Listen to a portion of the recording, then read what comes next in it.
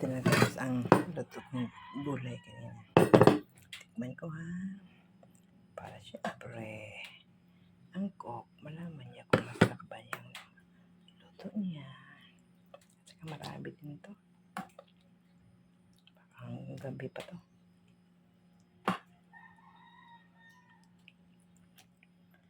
Sarap. Ayaw ko lang kumain ng kanin. Ayan. Palamigin ko muna bago takpan.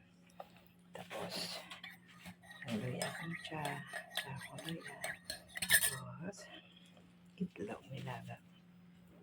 Sinambay ko sa saging nilaga. Ito yung almusal. Araw-araw. Diba? Maganda sa katawan. Pero pa ako senior, ay wala na. Kailangan ingat ka sa pagkain. Na-stroke na rin ako. Ginagawa ko na lang itong lahat. Okay, thank you guys. Tikman ko muna guys sa salita.